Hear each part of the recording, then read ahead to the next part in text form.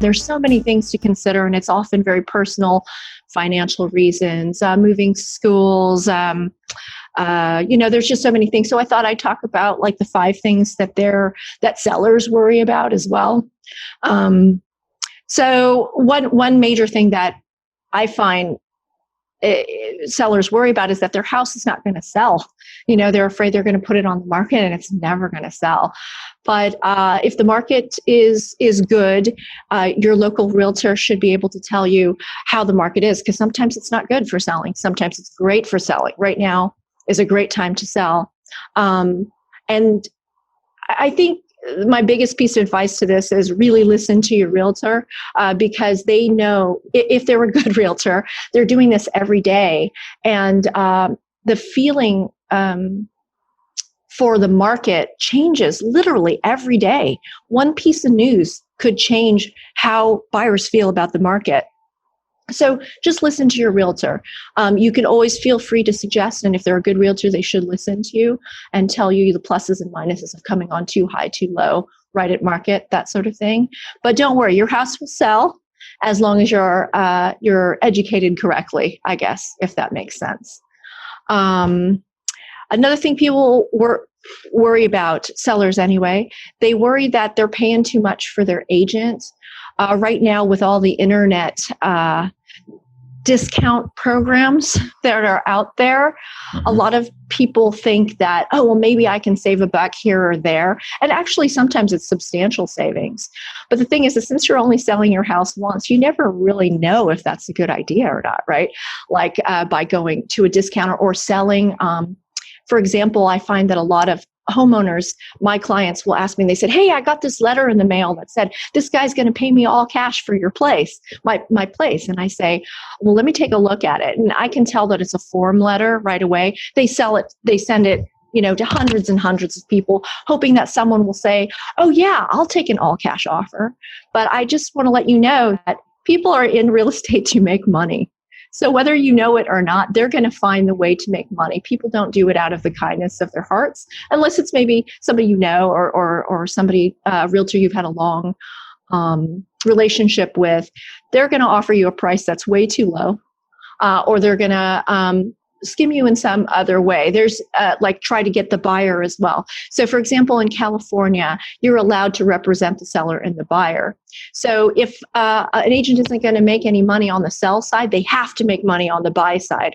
So what happens is they try to sell it themselves and they don't put it out to the maximum amount of buyers, if that makes sense. So because it's not good for them. They're not going to make any money, right? Especially if they've paid for your marketing and taken your pictures and stuff like that. So I feel like I should educate sellers that there's always a buck being made. Trust me on that. You may or may not know what it is. So try to find somebody that's the most transparent with what they're charging you, if that makes sense. So a third thing that sellers really worry about is, did I sell too low? Yeah. Like, did I, make a bad deal or something like that? I would say that if your property is exposed to market forces well enough, meaning it's not a pocket listing, you didn't sell it to your neighbor, that sort of thing, you should be getting exactly what you should be getting for your house. Because especially in Southern California, but in many, many markets around the country, if you get 2 bidders, you're getting your market price. If you're getting only one, that also tells you you're getting the right market price, because the price is what a seller is willing to sell for and what a buyer is willing to buy for. So I would say I rarely see a seller that's gone too low unless it's sold to a neighbor or like an inter-family transfer, or if it's given to a discounter that doesn't send it out into the broader market. And sometimes investors too, if you get a door knocker that comes and say, hey, we're going to do a cash deal for you, a lot of times they have their percentages that they have to make. So they'll make you an all cash offer, which a lot of people think, oh, it's all cash, like they're going to be swimming it in their swimming pool or something. But you know what? When a buyer has a loan as well, you still get all that cash also. So all cash offer is not the end all, just so you know. So I guess my point is, don't worry. You're probably, unless there's something going on, you're probably getting the right price. for your place. Let's see. Oh, another thing that's related to that is like, am I selling at the wrong time? A lot of sellers think, oh, maybe I should wait a year, or maybe I should, market timing. Again, I talked about that before, but there is a season for sellers. This is more exacerbated in some parts of the country where there's snow and that sort of thing. And in Southern California, it's mostly tied to the school year. And I actually have a theory that it's tied into just like the weather. When the weather gets good, people want to buy. So the peak of the buying, or I shouldn't say the peak of the buying season typically starts in like March, April. By May, June, all the birds are trying to feather their nests. So May, June is the height of the market, and it stays high pretty much through August. And then it starts to decline through the fall. We're at the end of August now. Oh, actually, it's September, isn't it? Yeah. It starts to decline somewhat, and then it pretty much goes away by Thanksgiving. So actually, I would say by Halloween, people are already starting to celebrate, and people don't really buy through the holidays. So you don't want to go on. I've actually seen listings go on, and like Thanksgiving Day, you're going to get a low price if you go on a Thanksgiving Day. So I think for sellers, market timing is a little bit more important than for buyers. Buyers, of course, want to buy in December when prices are lower.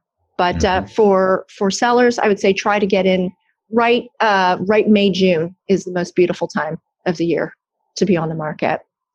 The last thing, it's kind of a bummer to talk about, but one thing that sellers do worry about is being sued. They worry about like that sort of thing, about little things that, with their house. That's why, I really highly, highly suggest using a realtor, because a realtor should be able to protect you from liability. But, don't take any shortcuts. Don't let the buyer say, oh, I don't know what to say other than just be on your guard. Like, oh, we don't care about that. If it's something that you're worried about, disclose it. Just disclose it, and the courts should protect you. Just use a realtor that knows what they're doing, because an inexperienced realtor won't know what things could bite you in the future. And if your realtor is saying like, I don't know, maybe you shouldn't disclose it, just disclose it anyway. When in doubt, disclose is our thing. Worst case scenario is that the buyer doesn't like it, but then you've just saved yourself a future lawsuit, if you know what I mean.